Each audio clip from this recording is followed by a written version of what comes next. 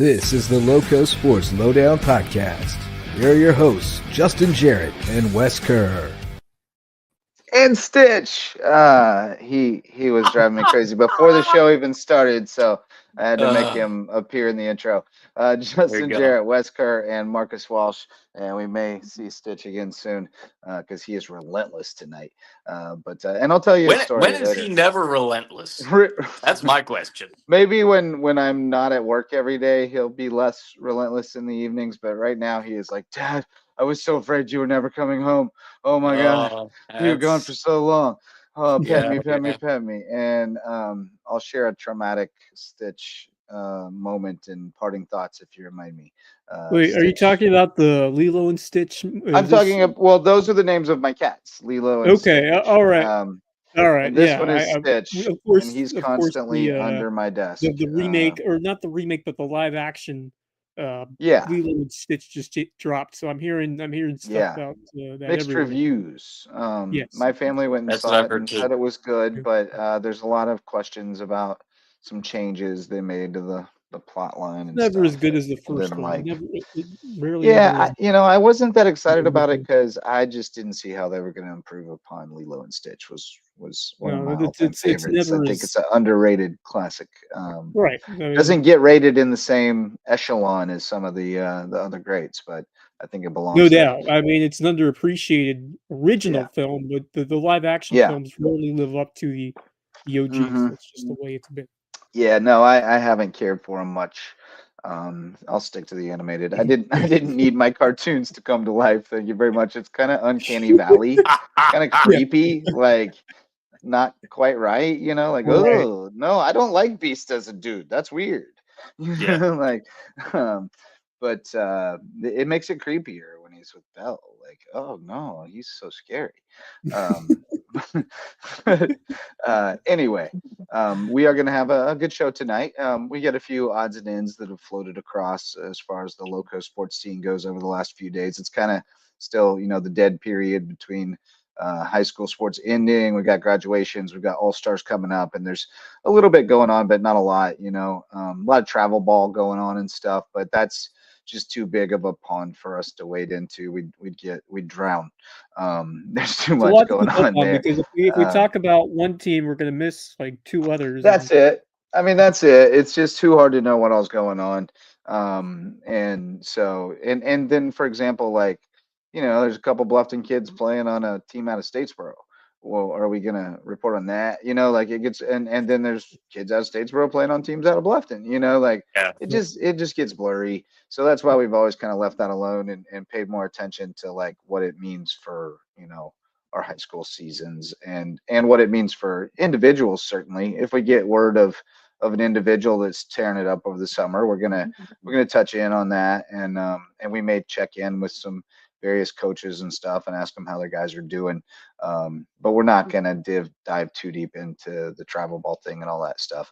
And we'll pay attention to American Legion baseball, of course, just because it's an efficiency thing. We want to make the biggest impact, report on the biggest number of local kids as we can that aren't getting that coverage somewhere else.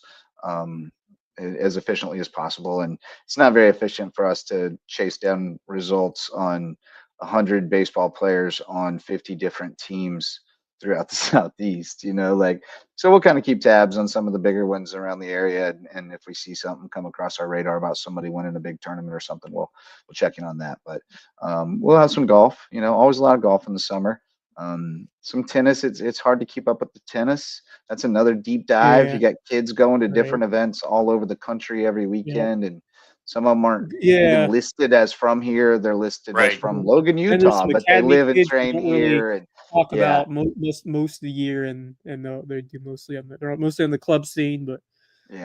Trust that we know there are local kids out there tearing it up on that circuit. We just don't know exactly when and where you're doing it, so it's hard for us to keep tabs on it. But we would appreciate any reporting if we got a tennis reporter out there that's tuned in and wants to make an appearance every week or two and give us an update.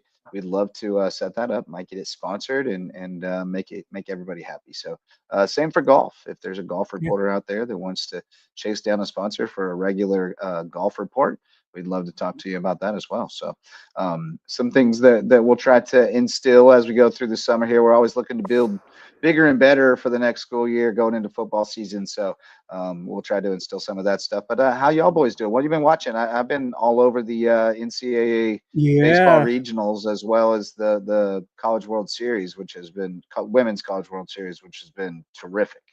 Not ready to dive into that. I was cycling through a bunch of them today, even as it starts to dwindle. These last couple of games of the regionals finishing up. I was watching. I'm sure we'll get into more of it later, but I was watching the Little Rock Trojans who stunned LSU last night, and now they're playing and again. Wright State knocked out Vandy. Yes, a ton of upsets. Meanwhile, Clemson going down the regionals, Coastal Carolina carrying the South Carolina flag as they move on to the Supers. So it has been a absolutely crazy edition of the NCAA baseball tournament. I don't remember there being so many just top seeds being knocked out this early in the event. I mean, obviously there have been years where we've seen that before, but just seems this year there are top seeds going down left and right this past weekend. Yeah. Well, I believe, if I'm not mistaken, I know that Texas A&M was the first women's #1 seed to not get out of the first round, out of the regionals.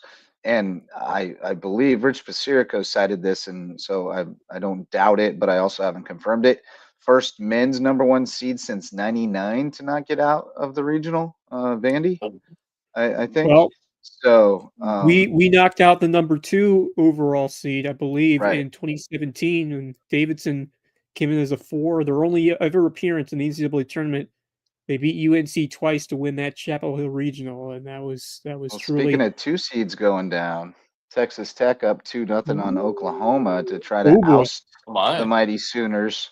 I'm for anyone but Oklahoma in the softball World Series. I think most people are with you there. I think they've. You're either for them or you're against them. There's no in Yeah. between on Boomer Sooner. Nobody's indifferent toward Boomer Sooner. That's pretty much a given. I'm not a fan. Deeply held beliefs from early on in life. We did not root for those Sooners. I was trained to be, actually, I wasn't even trained to be a Kansas or K-State fan necessarily, just not Oklahoma. And then I adopted Oklahoma State. So then, of course, not Oklahoma. But then Mizzou. I went to Mizzou, so had to cast aside Still Oklahoma not State. Oklahoma. No, but still not Oklahoma, definitely. That song gives me PTSD. So many Saturdays ruined by that damn song. But Texas Tech on top 2-0 in the 7th. So Najee Kennedy. Yeah, I've got that one on. I just put on LSU Little Rock playing the deciding game 7 of that regional. Oh yeah, I've been wearing out Squeeze Play. Squeeze Play is terrific. Oh, Squeeze Play is the best. App. Yeah, it's basically red zone for NCAA baseball. Yeah, and the studio guys are really good too. The analysis is really solid on that. I love listening to Squeeze Play. But we're going to have a couple of guests. One of them is in the break room. We told him, or the backstage in the green room, we told him not to eat all the snacks because his buddy is on the way. The dynamic duo of Area 8 Special Olympics, Jeff Riley, our super awesome friend, and Nick Montford, who is the coolest. We know Nick from way back. I know him from when he was literally a little kid. And he was running around at USCB, and he's going to be jumping on here in just a second. They are unified partners in the basketball and the bowling, and they racked up all kinds of hardware. They're going to tell us about some of their other super awesome friends who won medals at the state games. Sorry, I'm communicating with Nick here. So Nick will be joining us here shortly. Jeff and Nick will talk to us about that stuff, and I'm sure what's happening over at USCB and whatever else is happening in their world. They got a bunch of guys they can report on for us. So Nick will be joining us here shortly. There we go. Yep. So Nick will be jumping in, but lost my train of thought, fellas. Getting back on track here. Before they jump in, we'll recognize our presenting sponsor, Mickelson Law Firm, which is been with us since the beginning, our official real estate closing attorney and presenting sponsor of our Hilton Head Christian Academy coverage. And they've been with us since 2017 when we got this thing going, and continue to support us. A big part of everything we do here at Loco Sports. If you have legal needs, call on Mickelson Law Firm right in downtown Bluffton. That's our presenting sponsor. And while we wait on Nick, let's go ahead and get our buddy Jeff Riley in here. He might have some banter about the Red Sox or something. What's going on, Jeff? Hey, what's up? How you doing? What's up, buddy? Hey, what's up, Marcus? How you doing?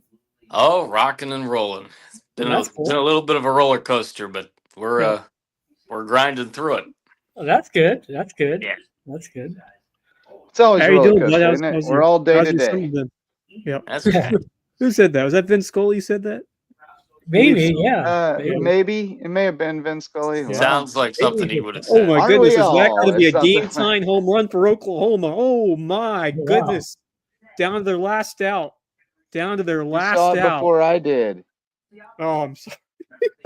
You saw it before I did. I'm on the ESPN. So who do you think's going to win the NBA Finals? There it goes. Oh my gosh. Tell you who I'm going to be rooting for is Oklahoma City. Really, I'm rooting for the Pacers.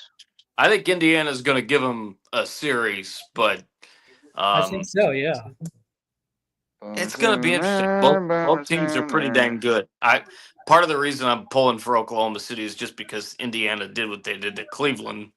Mm-hmm. I'll be honest, an unhealthy Cleveland team towards the end there, but I think it'll be a very good series regardless. But I think Oklahoma City the Thunder stopped Tyrese Halliburton, who's been just tremendous. All the Thunder have been shown that they've played a strong brand of defense in these playoffs so far. So I just think on paper Oklahoma City is the better team, but Indiana, just having that gritty mentality throughout the playoffs, especially by what we saw in this past series and really throughout the playoffs. Yeah. That Cleveland team, as you mentioned, was a very strong squad. So, I don't think the Pacers are going to back down at all from this challenge. And Halliburton has delivered quite a run.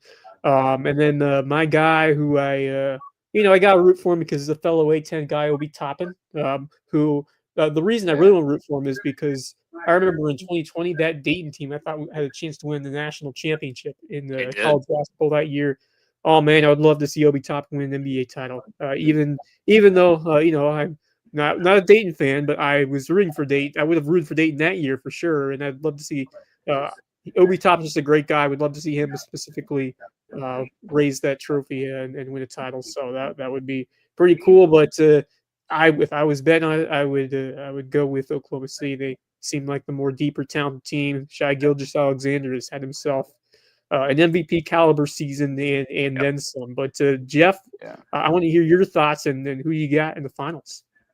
Yeah, I think it's going to be a great series. I think it's going to go all 7. I think, and I think Oklahoma is going to pull it off. I think so. Yeah, I'm pulling for the Pacers.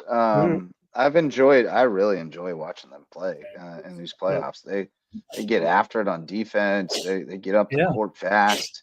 I love the way Halliburton plays. Siakam, they're really fun to watch. And back with the, selfishly, Rick Carlisle.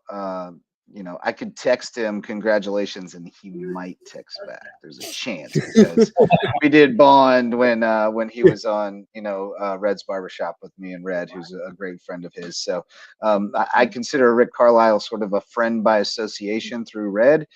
So I have affiliation to the Pacers. I'm pulling for them. There you go. But I will, to borrow a line from the show I just produced earlier tonight, Under the Bus.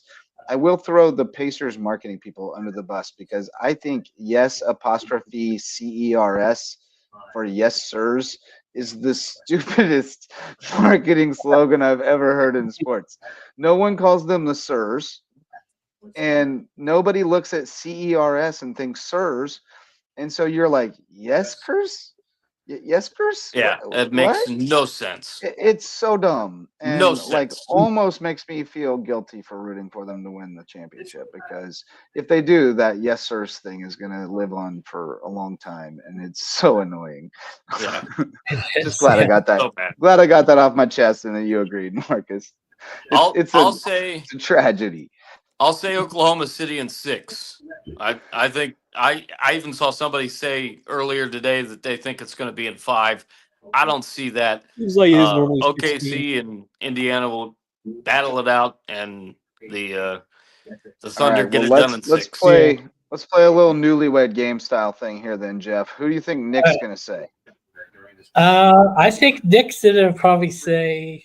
I'm going to go out of a limb. Probably Indiana. I'm guessing. You think so? Let's see. Nick Montford, what's up, buddy? Jeff Riley has made his guess, and you heard it, of course, who he thinks you're going to pick to win the NBA Finals. But who you got? Honestly, I think the best odds are that OKC wins, but I think everyone is kind of hoping Pacer, Indiana wins. Because I think honestly, both teams are looking great right now, but I have to mention that OKC seems to be getting a lot of calls going their way in every series. And if that transfers over, it's just going to be an uphill thing for Pacers no matter how they play.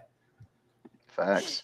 Hey, great analysis right out of the box. But Nick Montford, I've watched you grow up from the little boy that we joked around about Nick's World, and now you're an outstanding young man who's getting a lot of love over at USCB right now, because of the things that have come out of your relationship with our super awesome friend Jeff Riley. And we've all heard the story now of how you guys met in Oceans and band class, and then it just kind of blossomed from there. But just kind of tell me from your perspective, what it's been like it's been kind of a whirlwind, right? Of since you met Jeff, all kinds of crazy things are happening, and it's just really cool. Yeah, because I very much wasn't expecting that to be how my first college year went. Having to leave class one day to go to states events for Special Olympics, and making dozens of friends, because everyone there is super cool.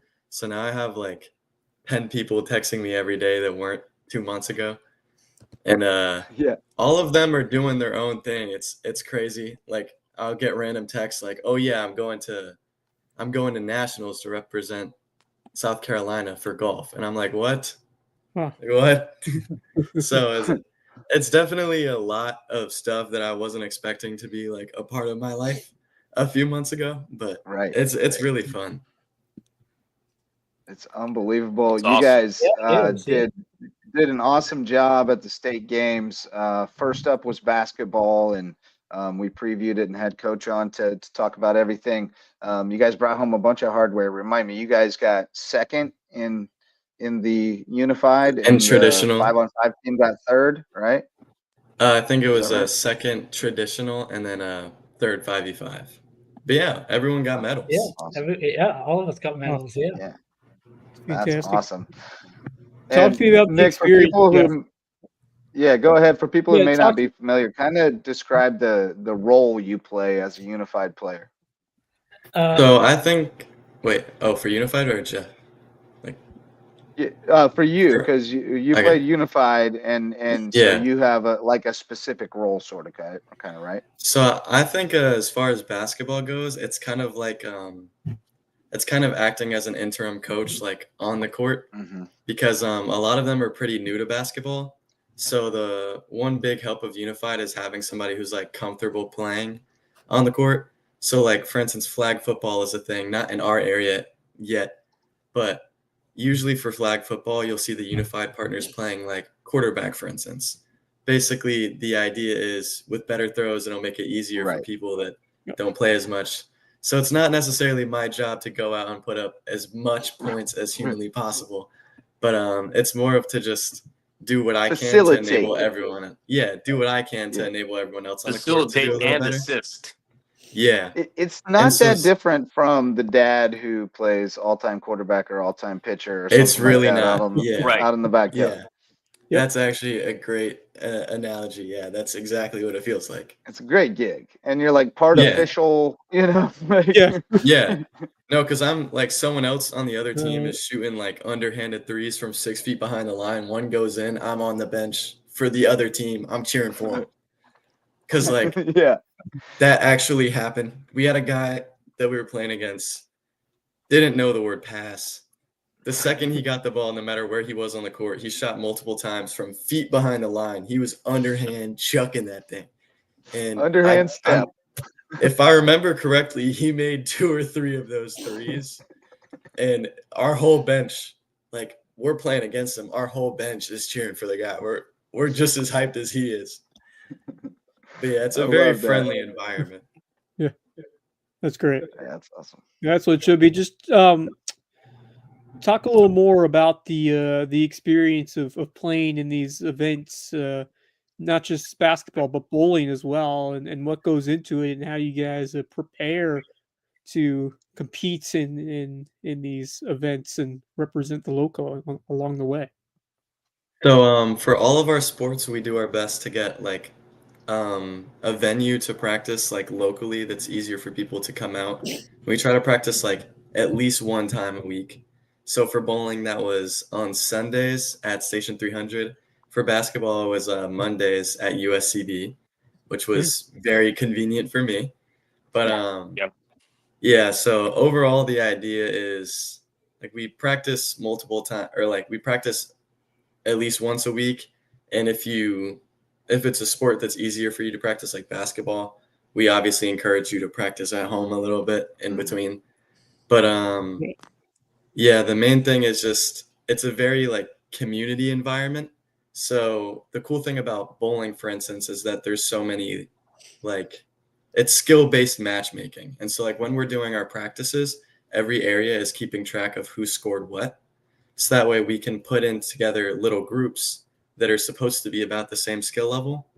So that like reduces the amount of like, improvement that's necessarily asked of you, which makes it a lot more fun and community oriented. But obviously there still is when you show up to states, you're trying to win aspect. Oh yeah. So that's really not that's not unusual in more traditional competitive sports either. I mean, you look at golf tournaments like, Women's South Carolina Golf Association events, for example, they're all flighted. There's a championship flight, but then there's also flights that, including one that is handicapped, where it's a net score. So, that's not unusual. Everybody wants to compete against in a situation where they can be competitive and have a chance to win. And you're just creating some flights in there. And it's the same at these little travel baseball and softball tournaments too. On day one, everybody's in one pool, and on day two, there's a silver, a gold, a silver, and a bronze. And everybody goes to their level. So it all makes sense, and it's an awesome thing. And because of that system, your buddy was able to win a gold medal, right? Devin. That was probably my favorite part of the whole thing. Devin bowled better than he's ever bowled in his life. Yeah, it was amazing. Yeah. Cool. Like I was lucky to remember to record. This is awesome. Yeah, dude. 116. I don't know if I go to the links today. I would take bowling to 160. Like that's a pretty solid score. Yeah. I was too. I'm fighting to break 100. Yeah. Me too. I was too focused to record it, but Tech walks it off 3-2. Oklahoma has ended its reign.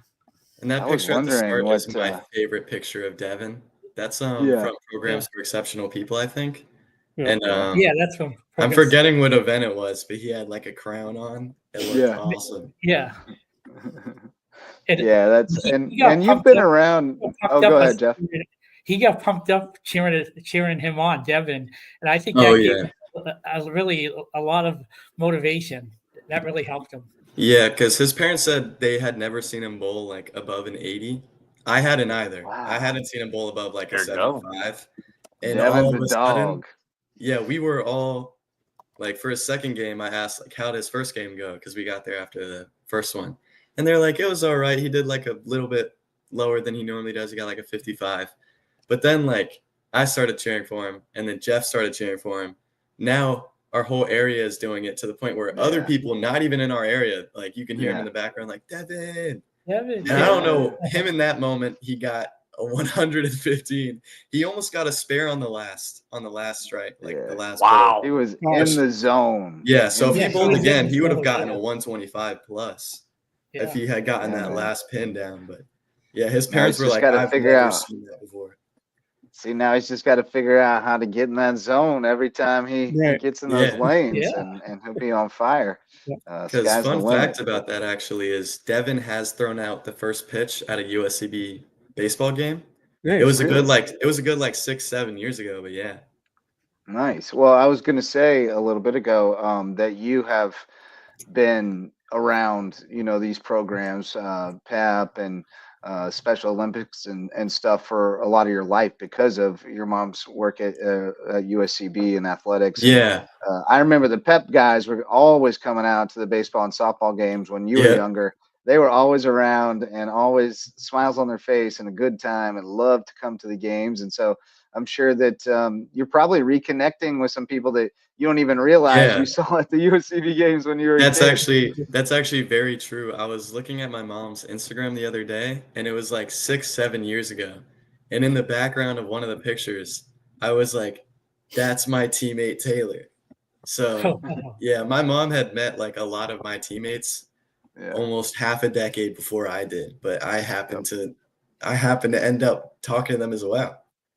Small world, man. Small world. Yeah. Well, what's up next for you guys as far as the Special Olympics front goes? You've cleared the state games, or? Mm-hmm. Yeah. So me and Jeff are making it to next February.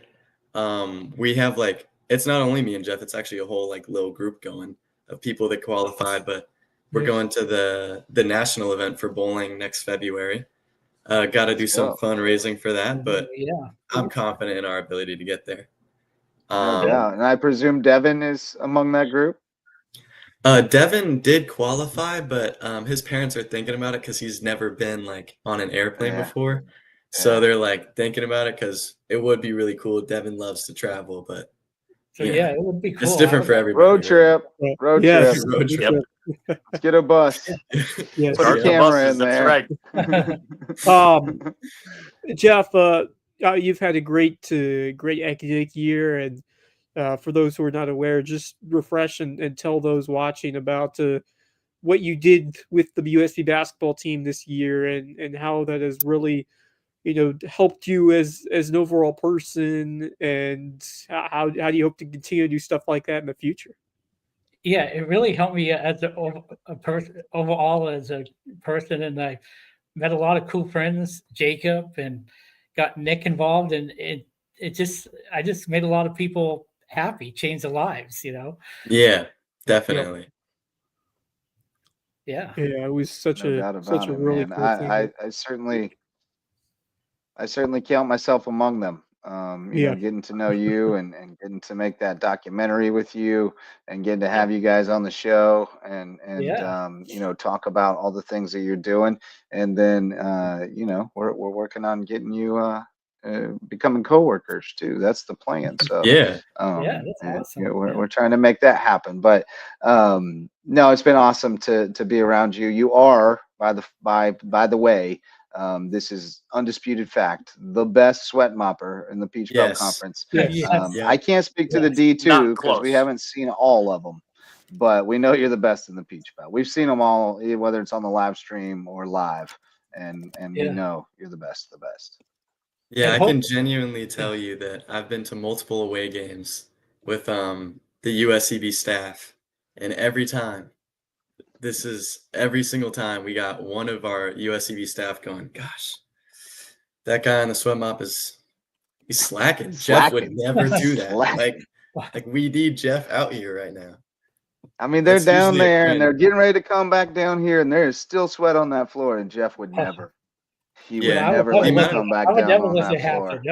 He would never let you come back down and have to blow the whistle because there's sweat on the floor. Yeah, the amount of times Quinn has said, Dang, we really could have used Jeff this game at away games. I could go off of my hands. Like, we would need more than 10 for sure. And yet we got to get somebody who can live up to his standards, because we're trying to get him on the broadcast more, So he's got his new love for broadcasting. So we're trying to get him more opportunities to do that as well. But well, fellas, it's been awesome to talk with you. You guys got any more questions for Nick and Jeff? Oh, I have something to add. Oh, yeah? Nick is going to be assistant coach of basketball for Special Olympics. Oh, yeah. I'm taking the classes to become to get into coaching for Special Olympics. So next year, my brother, who plays on the unified team too, I got him involved with that. I'll be my older brother's coach. So that'll be fun. So he'll take the unified partner role, and then you'll be coaching him. So that could be interesting. Yeah, we may need some documentary footage from these games, boys. Definitely. I do want to add, put body cams on everybody. Right. I do want to add real quickly. I kind of see myself in a unique position because when I was younger, I played both the player / mentor coach role with the Canton Blue Jays of the Canton Challenger Baseball League. Oh, this awesome. was back in the 90s, when I was growing up, going through some of the things with the disability that I have, and to see what you guys have been able to do to unify together, not just for one sport, but multiple sports, and to see what USCB has done for unification of sports between folks of all abilities. Speaking as one who's been on both sides of it, as I have, it's phenomenal. Yeah, and USCB has done a lot for area to the in school the last year. Yep. Yeah, they have. It's amazing. It's a beautiful partnership. I mean, it just makes sense, and I'm glad for people there in both organizations who recognize that and keep letting it make sense instead of I mean, we just have too many resources in this community that aren't getting properly utilized because well, if we do that, then everybody will want to, and we just need to use common sense and make partnerships that make sense and utilize our resources, so true. I appreciate that. And it's been awesome. We have a lot of facilities sitting empty a lot of the time is what I'm saying. When there are people in need who could use them. So, facts. So one other thing, Jeff, your athletic prowess knows no bounds. You're now training up for a little church softball league. Is that what's going on? Yeah, I'm going to be on church softball league. Yeah. He's also doing pickleball now. I'm going to do pickleball. Yeah. This is the beginning of his pickleball career with Special Olympics. I could see him bringing home some hardware in that. Oh yeah, He's pretty crafty with the spins. Very coordinated. He's very coordinated. So I can see him getting pretty crafty with the spins too. He likes. He's clever. So And I'm going to do that. So pickleball and softball. I'm going to do that with Tyler. Okay.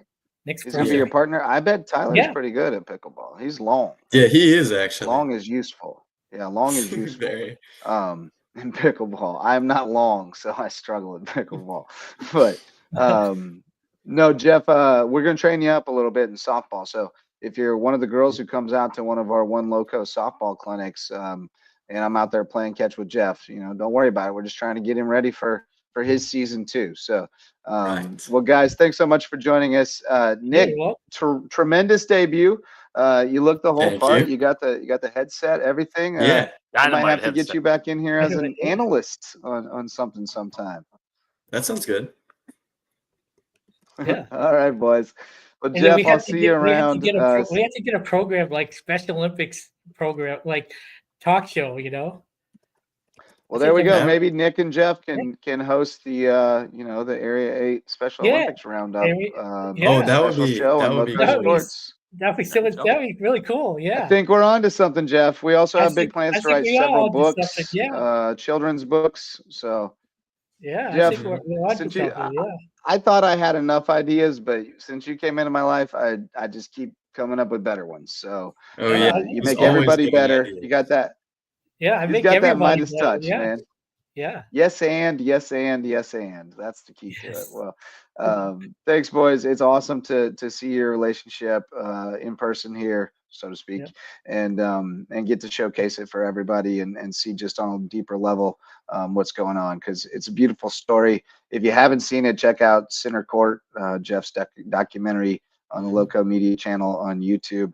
He and I made that over my spring break after he collected tons and tons of footage, and it turned out really cool and tells a beautiful story, and we'll give you a little more background on what's going on with these guys. So thanks again, fellas. Nick Montford, Jeff Riley. See you guys soon. Thank you. See ya. Thanks, guys. All right, there we go, boys. Fantastic. And That was awesome. we're joined now by Max Araj, who was listening in from the wings while we were talking with those guys. What's going on, buddy? That was awesome, as you said, Wes, to talk with those guys. Nick, tremendous debut on the Lowdown. Yeah. Great debut. I'm all for the Special Olympics show as well. All for it. I think it'd be great. Absolutely. 100%. I'm here for it as well. Let's shout out a few more sponsors before we get too deep, because we're already over halfway through this thing. On a Monday night in June, boys, slow time of the year, but a lot going on coming up. And we shout out our sponsors. Hudson's Seafood House on the Docks is back in the Lowco Booster Club for another year, and they're the presenting sponsor of Under the Bus. New episode aired earlier tonight. It was a good one. Curry was definitely on one. Bob was winning some points. I really found myself wanting to give them points like around the horn. Yeah. So I might play. I might play with some Tony kind Rihanna. of ding or we something I can do. We don't have that. Obviously around the horn. I know. Rest in up, peace. Weeks ago, but yeah. Yeah, but I felt we myself should wanting make to this award points to Bob for a good point, and I Yes. couldn't do that, and I wanted to. So anyway, There's another Hudson's good Seafood House on the Docks is a great place for seafood, sunsets, and cocktails on Hilton Head Island. I saw a post on Facebook today on one of the I Love Hilton Head pages, and somebody asked, what is the most quintessential Hilton Head restaurant? And I said, look, the answer is Hudson's. Any answer to the contrary is answering a different question. You might have a favorite Hilton Head restaurant, but the most quintessentially Hilton Head restaurant is Hudson's, and it's like not close. That's the one. It's the oldest restaurant on the island. You wouldn't say that it's because so typical of the island, right? Like I would say that regardless. It's the place where they host the community Thanksgiving dinner. It's it's so emblematic of the history of the island, because they still process their own oysters there, which is that was the economy of the island for decades. So yeah, it's easily Hudson's. There are other wonderful restaurants, so many wonderful restaurants, but that one is the quintessentially Hilton Head restaurant to me. Anyway, I'm glad they're a sponsor though. We appreciate them. Carmine's family, great people. Got to coach a little Carmine's once. And then we've got Hilton Head Furniture, Satola family, another great Hilton Head family, HHCA family, and they're selling great handcrafted furniture made up the road in Hickory, North Carolina, and brought down here to the Low Country to sell to you, to keep in your home for a long time. Quality furniture at Hilton Head Furniture and Hilton Head Island, HHI, windows and doors. Coach Barron, our old friend from Hilton Head Prep, out of the basketball business into the windows and doors business, improving your view of the Low Country at HHI Windows and Doors. What were you going to say, Wes? Max, how you been? It's been a while. I've been great. Busy. Yeah, busy. I've been busy. Definitely busy. And it's not going to stop anytime soon, because we have all the district and state tournaments starting this month as well. And you're going to be our man to round up all those brackets for us? We need to know who's playing when. My best. I don't have them yet. So once I do, I will definitely share them with you guys. Because I'll have brackets from both Bluffton and Buford tournaments as well. So I believe we have some softball this weekend, and then Oscar Frazier. I will be at Oscar Frazier Friday, Saturday, Sunday. I actually was able to finally get in touch with Barbara today, and I certainly plan. I'm assuming to be with you, Wes, next weekend for for a bunch of baseball as well. Outstanding. So yeah, I'm going to be as much as I can make it to in between my schedule. Yeah, I'll be in Buford. Yeah, that's pretty much all of them. It's the littles. They're fun as heck to watch. Yeah, no, I enjoy watching. It can be fun. Well, the good thing is there's no walks. You never know what can happen when you put the ball in play. That's all you do. If you put the ball in play, playing 60s baseball, odds are you're going to get a couple of bases, if not more. And there's no walks. Right. So, I mean, you think that, but there's kids making plays. I mean, apart from the World Series in Buford, which we did last year, that 6U World Series. No, you mean the one in the one in Colleton? The one in Colleton that me and Dustin were at. So much fun. I enjoyed that so much. It was so fun. I loved every bit of it. It was I'll say the worst stage to watch is 10U because that's the first level where they have to. I'm going to miss not having Dixie Boys here this year. That was a ton of fun last season. That was so much fun. I enjoyed it. I'm hoping one day they do it again because I like the younger kids better, honestly.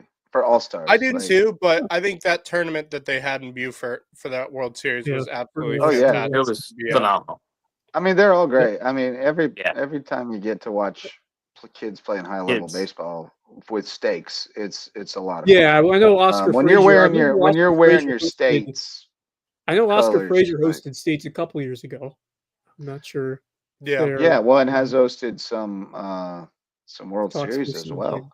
I don't think we have any World Series coming this year, if I'm not mistaken. No, we don't. Not this year. That's a bit much. Because I believe the Dixie Boys are in Dixie Boys and the Dixie Junior Boys are. I believe it was the Hattiesburg. Hattiesburg won it last year. Yeah, that's right. Because they won it last. Hattiesburg has they've got good talent, man. They got a good and they have a good program at that level. You know, like there's a lot of places where nobody's, including here, where hardly anybody in that age group, like the best kids in that age group, aren't playing the rec ball. Actually took part in I was running, I think it was a couple weeks ago, they've started, they had tryouts for the Dixie Boys All-Star teams and stuff. So I was running tryouts. So I got to see what those teams are going to look like. So we have some solid teams, but we all know. Because even if the best kids aren't playing, there's still a bunch of good kids. Oh, dude, I'm telling you. They're a little raw. The only thing I would say is for some reason we always end up in a district with Charleston area. So we always run into that issue sometimes. That's because we're in the same district, Bo. Yeah. Which I don't hate. It is what it is. I mean, you got to go through. You got to go through Somerville and them. But I mean, what other district we're going to be in? Like, if you're your own district, then you still got to end up going. Yeah, because it's Charleston, and we also have Orangeburg in our district as well. So it's like that whole basically southern area of the of pretty much our low country area. You always got to worry about Berkeley County, Monk's Corner. Monk's Corner, Landy Cox and them boys just won a 5A state championship at Berkeley. Yes, they did. How about that? They always have good teams. Pulled off the Hilton Head Christian Academy move. Won 4A. Did they win 4A last year? They did win 4A, right?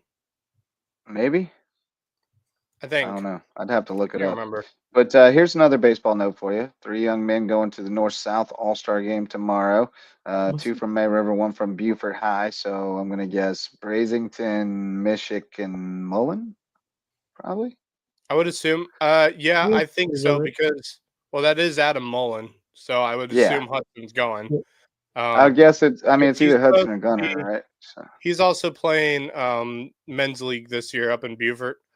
And from Hudson what I hear, he's not going to be here this week. Okay. So I have a feeling that's why. I wouldn't be shocked if Hudson Mullen's in that. He had a good season. I'm very excited to see his next step, which is where is he going to play college ball? I can't remember where it is. I'm trying to think of it. I knew until you asked me. You know how that goes. Yeah. Commitment. I definitely could have told you before you asked me. Weatherford College in Texas. That's right. Yeah. JUCO, I believe. Yes, it is. If I'm not mistaken. So that keeps his options open not only for transfer portal, but also for pro draft. So if casuals don't know, baseball is unusual in the way they handle that. If you're drafted out of high school and sign, you can sign obviously, but if you go to a 4-year school out of high school, you're not eligible for the draft again for 3 years. So you have to basically play for 3 years in college. Which I think is great. But if you go to a junior college, you're eligible for the draft again after your first year and after your second year. So you can kind of, some guys will get drafted out of high school, get drafted first year at JUCO, get drafted second year at JUCO, still opt to go to the 4-year school, get drafted the next year because they're eligible again, and just try to keep improving their draft position and potential signing bonus. Yeah. And now, if you don't sign after your junior year, then you have no leverage if you go back for your senior year. Right. Because now they're like, well, what are you going to do if you don't sign with us? So it's a game that some of those guys have to play. I always wondered the way they do that with college baseball and stuff and getting drafted. Did it ever occur to like anyone that like that could have been like the basketball recipe for coming out of high school? You can either be drafted or you could go to college and spend 3 years in college. I always advocated for that and never understood why they didn't do it. Why? I mean, same in the NFL. I mean, you got to be 3 years removed from high school. No, not that. I mean, yeah, well, that is I mean, true. Yeah, I mean, I don't. Yeah, I mean, I don't. I think you got to. I think that one's right. Some time in college. I mean, I think that's the right move that they have in terms of. That's more for physical development because 18-year-old men are not right. I mean, football. I mean, you cannot roll out an 18-year-old kid expect to go up against defensive linemen. But history has shown you can't really roll out an ordinary 18-year-old kid in the NBA. Basketball, yeah, maybe. Basketball, you can make the argument. I can see basketball, but how many have been successful? Right, and I mean, it's like really special guys. The system where, other than LeBron and Kobe Bryant, and yes, it's that's the list. Unlikely. Tracy McGrady, anyone else who came Tracy McGrady, and found instant success. Vince Carter went to college. Very rare that you see that. Vince did. It's just doesn't happen. Very Vince rare. went to college. Michael Jordan went to college. Most of them ended up being tragic tales. I mean, in reality, their bodies got beaten up. For me, I would if it's basketball for me, I'd go more the football route. Like if you go to college, you're playing 3 years of college basketball. I agree. Period. Yeah, because I don't like the one and done era. I don't like the one and done thing because I think when you get to the NBA level, for a good number of players, it can actually ruin their career. Yeah, I think you'll see fewer one and dones. I think that will actually be an unforeseen circumstance of the NIL deal. Is we'll see fewer one and dones because the options will be be a second round draft pick or get a better NIL deal somewhere else and maybe be a. I mean, that's definitely the case for women's basketball because you look at women's basketball right now, they're making more money in college than they do nowadays in the WNBA. Right. I mean, in terms of their contract, they're making more money in NIL deals, which is funny. Which I find funny hilarious. that something that it's there were people who were mad about college athletics because kids don't stay anymore, and now they're mad about NIL. But it's going to fix a different problem. Yeah. Kids are staying, so I mean, it's such a finicky thing with the result you're looking for. Yeah, it's so. Now, are they going to class? I mean, I don't know. Are they being a student athlete or no? I mean, I'd say some do we really care? So, sure. Right. I mean, that's the new mentality. Do we care at this point? It's not. Are like we not entertained? If you're smart enough, you would care. If you're smart enough, you'd care about getting a college degree. Well, I know, but I guess what I'm saying is, as a society, as a sports consuming entity, do we care whether are we okay that they just don't go to class and we wink and we nod? And we applaud those who do take advantage of it, and the other ones we just go, well, thanks for entertaining us. Or do we actually dig in and try to fix this? Because it is going to dilute the caliber of play we get at the highest level of college athletics if we really make these kids be student athletes. Especially the big time schools that athletics are king at the end of the day, even though you're having a financial or a institution where the goal is to develop these men and women to get education. Obviously, that is the primary goal of your school. But when you have these big time athletic programs, you're trying to enhance them and in turn boost the name value of university and develop those programs. So it's a really tough, I think there are different motives in different circumstances, but I doubt we'll see any turnaround at any point in terms of promoting. That's very true. I mean, I will say, I think that narrative is a little unfair and overblown. I think the vast majority think it's really just of college student athletes right? are I mean, there legitimately are student athletes. yeah, and it depends on the sport. I mean, I agree. a good amount of those football, basketball players. There are a ton who are scholars in the classroom, or most that are doing this really work. I mean, normally it just boils down to a few that you know about or you see about, and whatever. And it's usually the ones that are key right there. fairly assured that there's going to be a financial windfall in their future. Yeah, and they're not going to need the education. The funny thing I noticed about the funny thing I noticed about basketball now, especially coming out of high school, is college isn't the only option anymore. It's not. You can go play overseas for a year and then go into the draft. Getting more and more in the popular. G League. I mean, honestly, but that's another thing that's made less popular by NIL, because you can make more money playing in college, even at a mid-major. There's been some unforeseen consequences, or some positive or negative, rather than going to like Australia to play in the NBL. France. I mean, I still think NIL is just the necessarily ugly first step of figuring this all out. I think we're going to get it reined in. I don't want to. It's such a finicky thing because while I like it, I hate it at the same time with the NIL. I like the idea of it, but something had to happen. Yeah, but I think the reason I hate it is because it's almost like there's no regulations with it. Well, see, and you're right. That is the problem with it. But I think the NCAA did that to themselves by fighting it for so long. They ended up pushing them to take it to a place where it was. Have at it.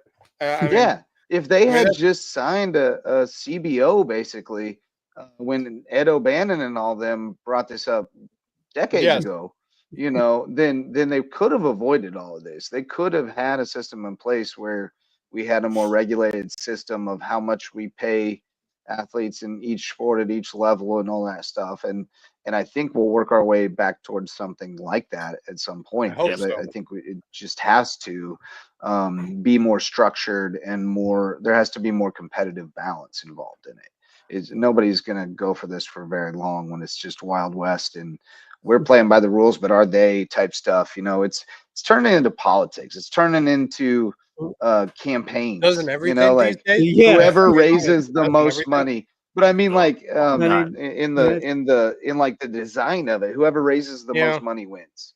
And I think the one reason I like it is if you're smart enough, you'll learn how to finance that NIL money.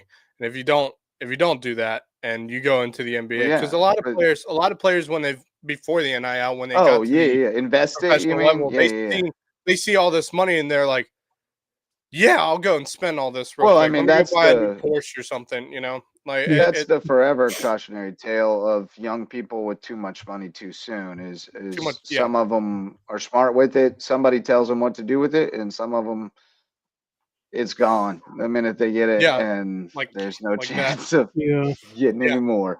Honestly, and then they're in a bad place. I mean, it's a case by case situation with each kid and what they choose to do, and but that's something that the best and the best athletic departments, I'm sure, are doing the best job of helping them manage that, of helping them, making sure they advise them on that kind of stuff.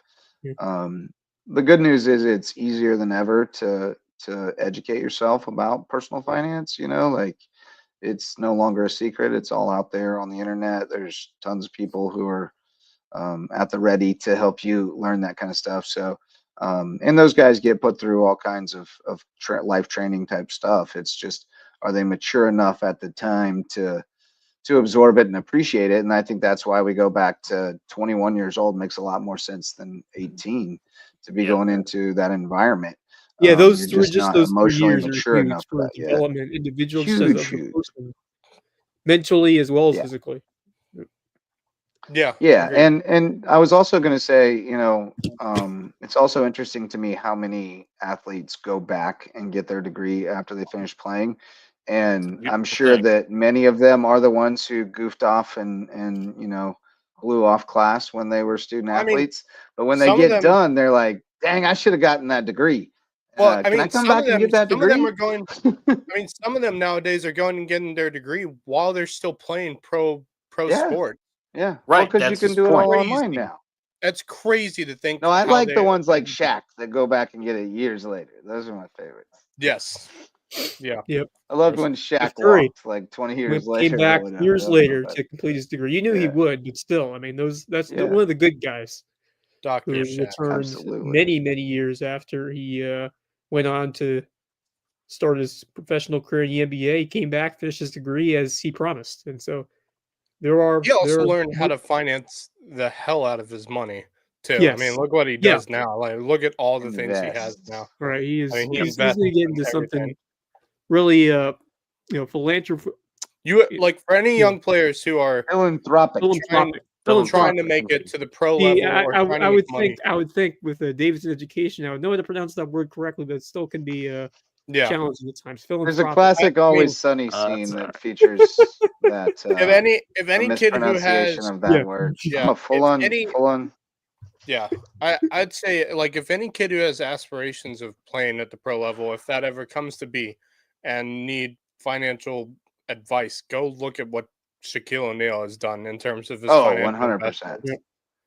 Brilliant. Just brilliant. Absolutely. It also helps to be 7'6" or whatever and have like charisma for days. Yeah, we were wrong about which Mullen it was, by the way. Can you dig it? Reese Mullen. Reese Mullen is going to the All-Star game. I was right about Brizington and Michigan. Chase Michigan, that is. All right, boys. Well, that's a lot of talk about student athletes and stuff. That was a good discussion. Here's a few more sponsors. Base Hit Life, baseball and softball themed apparel. Go check it out and get yourself styled up for the diamond this summer. Live your best base hit life at basehitlife.com. Dr. Ambrose Coles, our official chiropractor. You can find him at Rooted Living Wellness in Bluffton, and he'll get you feeling right, mind, body, and spirit. Reverence Wrestling Club is the official wrestling sponsor and presenting sponsor of the Lowco Grind. Barefoot Floor Care of the Low Country, getting your floors so clean your feet will thank you. And Jay's Barbershop, the place to be in Ridgeland, whether you need a haircut or not. Speaking of wrestling, we had an interest meeting for wrestling for next season at Hardyville today, and we had a bunch of kids in there. So we'll see how many actually matriculate, but we're pretty excited about what could be next year for year 2 of Hardyville wrestling. Yeah, it's cool. Parting thoughts, fellas? Marcus, I have a couple. I teased that there were going to be a couple of big stories that I was going to reflect on with our WHHI Daily News a couple of weeks ago, and one of them did make it to air today. On August the 2nd, the Low Country Golf Hall of Fame is being held at the Hilton Head. I want to say Plantation House, but that's not right. But I'll tell you the country club. Yeah. I will tell you the guys that are the guys and gal that are going in: Jack Nicholas, Tony Nimmer, and Rosie Jones. Rosie Jones, the name we know very well. Tony Nimmer is a really good one. On the show before. Yeah, 5:30 to 9:30. Gonna be a social hour, obviously dinner, the whole bit. Really great interview done with Bob Stevens, of course, anchoring today with Bob Collar, who told us all about everything that's going to be going on. Talked quite a bit about Jack and everything that he's done, his relationship with Pete Dye. Talked about what Rosie has done, certainly with her playing here in the Low Country and doing everything she does for scholarships for young ladies, ages 12 to 18 that want to get into the game. And then obviously we know about the Nimmer family and everything that they do. And Bryson will be speaking and very much involved in his dad's Hall of Fame ceremony. So that'll be a big night. LowCountryGolfHallOfFame.com for more information, and you can also get merch and stuff at Chronic Golf as well. So that is a big thing. There will be more coming on a couple of other things, but another very quick thing that I wanted to mention too.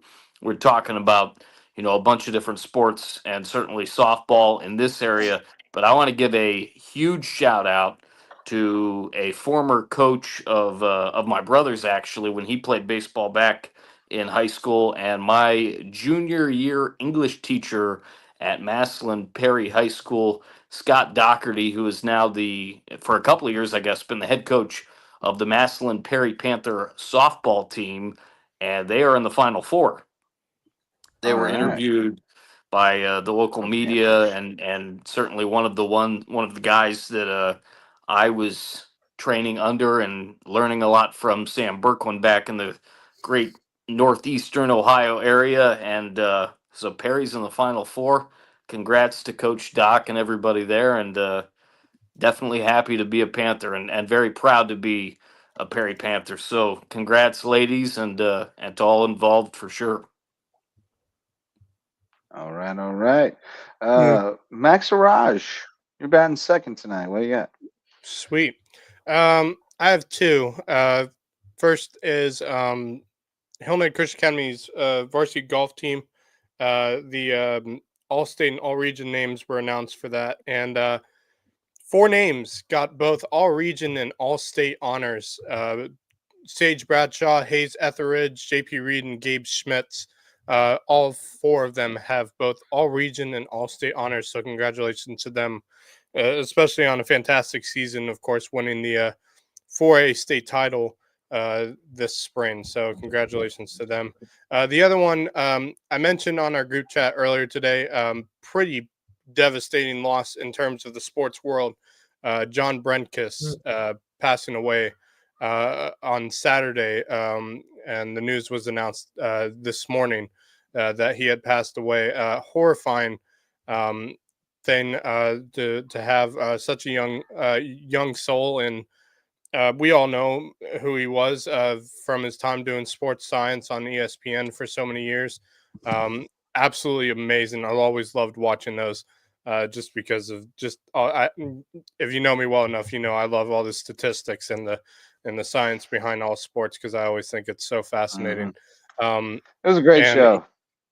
It was a fantastic show. And always loved the segments he would have on Sports Center as well.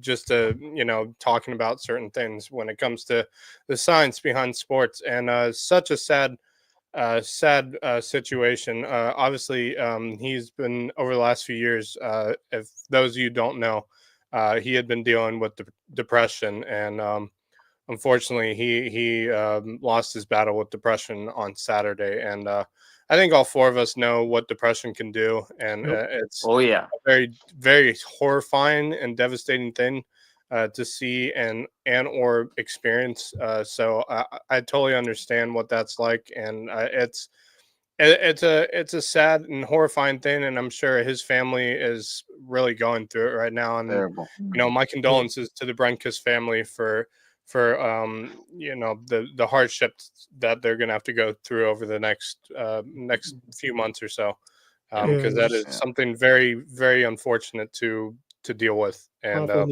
it's hard to talk about too. He's so sad. He was such a great it is. It's so knowledgeable about his craft, but also just a genuine. He was truly special. It was always enjoying to watch him. ESPN, and someone who we knew very well, and that was one of the segments every time it came up on ESPN, you love to hear what he had to say, because just incredible insights about how science and physics and mathematics play such a huge role into what goes on, and how that makes sports operate as the way they do, and how it gives the best athletes their advantage in terms of just how they use physics and how they use those scientific philosophies to help them and succeed. It's just really, really cool what he did and how knowledgeable he was, and certainly left a mark on so many of us, and we send our condolences to his family and everyone who he touched, and just really, really tragic to hear that. Yeah.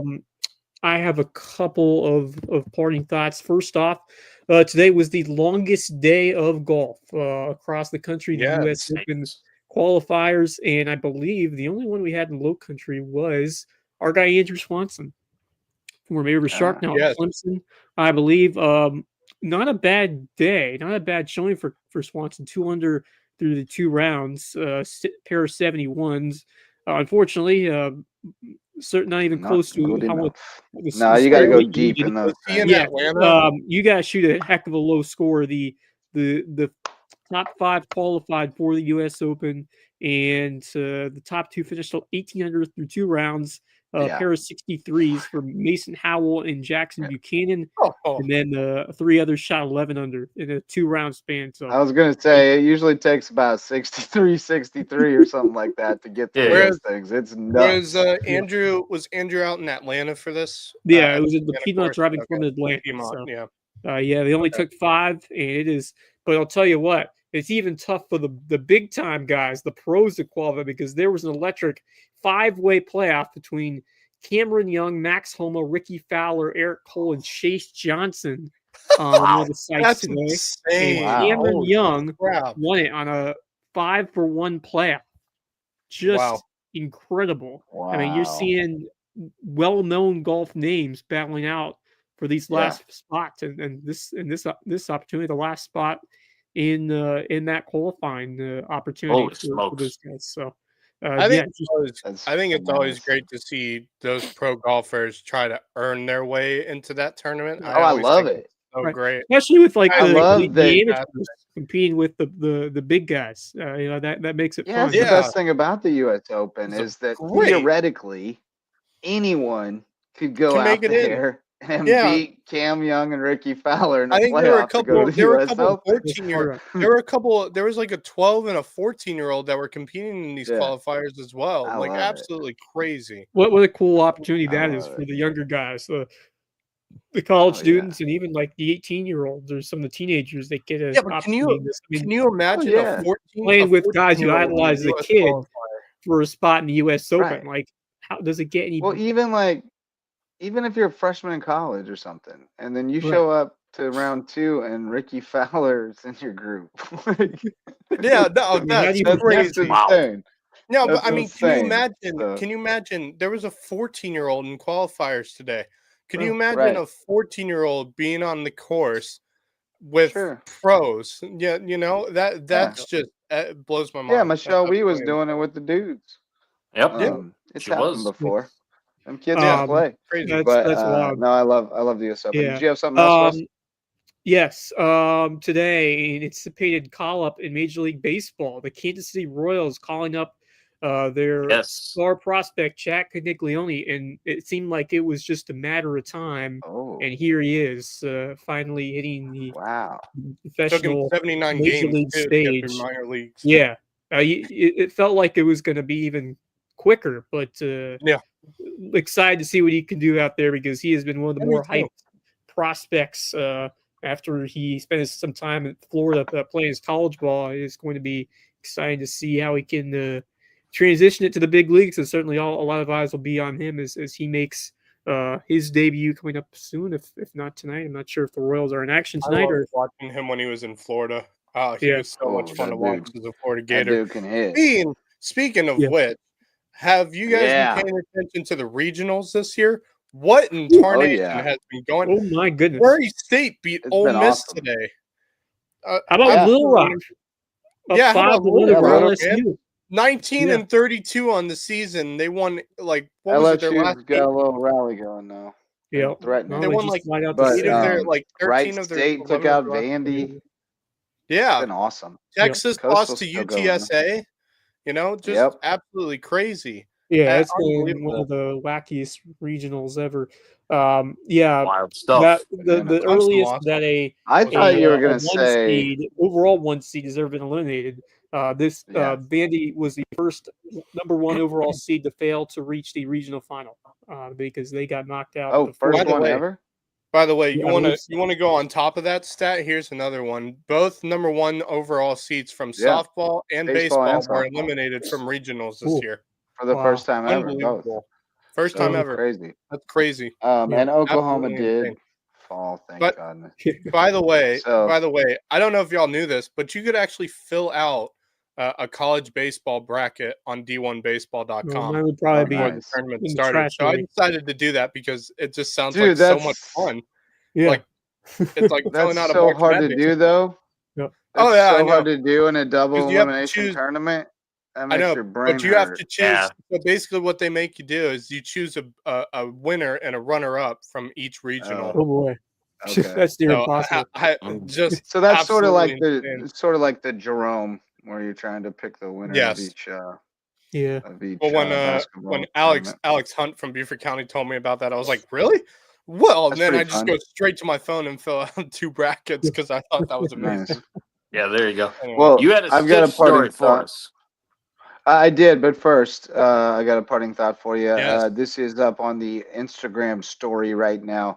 Our buddy Luke Dyer, the assistant coach over USCB men's basketball, asked if we could help get the word out because he's got a camp coming up June 16th and 17th in the Cove, 9 to 12 each day. It's $120 for boys age 8 to 14. Going to be great instruction, obviously, and get a feeling of what it's like to be a part of a quality college basketball program and be around the guys from the USCB. What's that? Look at all those stats from this year. How great. Yeah, 21 and 10, Peach Belt tourney runner up, led the Peach Belt in scoring, 3 all-conference awards. Part. I didn't know that. Actually didn't know about the scoring part. That's we're amazing. Trying to lead the nation. That's gonna be fun. So. But they got a QR code there, or you can see the link, uscbmensbasketballcamp.com. Coach Dyer's contact on definitely there. Check that out. And then the Stitch story. So Stitch has developed a habit. My cat, Stitch. His cat. We started the show by Miami. presenting him. Got it. So Stitch has developed a habit. As I said, now that I work all day, he's desperate to be near me in the evenings. And I'll be sitting on my couch over here watching games and typing on my laptop. And he'll lay down next to me on the couch and fall asleep. And pretty frequently, he startles himself awake and does cartoon feet over the side of the couch and goes, whoa, what was that? And then goes, oh, it was just a dream. And he comes and lays back down. But the other night, I don't know what prevented him from going the other way, but he did cartoon feet across my face. Oh, and I was like, oh, and I put my hands up and I had blood. So I had to go. He got me on the ear, like right under the earlobe, right inside the ear, and a couple on the side of the face. My glasses probably saved my eye. But yeah, he had some kind of night terror and just went up in the air and then ran across my face. Like it was nuts. So we put a stop to the sleeping on the couch next to me game. I would. Every time he jumps on the couch next to me, I grab the nail clippers, and when he won't let me do it and runs away, then we start anew. So here we are. How do you get them to let them? How can you clip their claws? They won't let me. That takes the cake. And then he was coming to check on me, and I'm like, I don't want to talk to you. Yeah, I got too close to one of our girls one time early on here. I think it may have even been at Sam's old place, and she scratched me right in the lip, and it bled, and then it started to itch, and the whole it'll thing. Swell up because it did. Fever thing is real. It's got that this was poison a while ago. It did a little bit, but you take the cake there, JJ. Yeah, you got me pretty good. You got me pretty good. It was fierce. All right, boys. Well, I reckon that'll do it. Good show tonight. Great to talk with Jeff Riley and Nick Montford, the dynamic duo. Jeff requested that I introduce them as the dynamic duo, which is great. Batman and Robin vibes for sure. Good chat, good discussion about big high level stuff that kind of filters down and applies to everybody in the sporting world, and some fun parting thoughts as well. So thanks to all of our sponsors for making it possible. Thanks to all of you who listened or watched tonight, and we hope to see you again. We're planning to be back on Wednesday, and we have guests lined up. We got Chris Wells, state championship coach, finally, from Hilton Head Prep Baseball, going to recap that wild ride for us. And then Hayden Brooks, the senior star of that HHCA game team, and we'll ask him if he believes that the guys he leaves behind can get it done again next year. So be sure to tune in Wednesday night for another Loco Sports Lowdown. Until then, from Max and Raj, Wes Kerr, and Marcus Walsh, I'm Justin Jarrett. Go Loco. The Loco Sports Lowdown podcast is a production of Loco Media LLC and LowcoSports.com, an independent media outlet providing grassroots local sports coverage in the South Carolina Lowcountry. We are sustained by community support from sponsors and patrons like you. Get in the game with a monthly pledge of $1 or more at patreon.com/LowcoSports to keep us going and growing. Go Loco.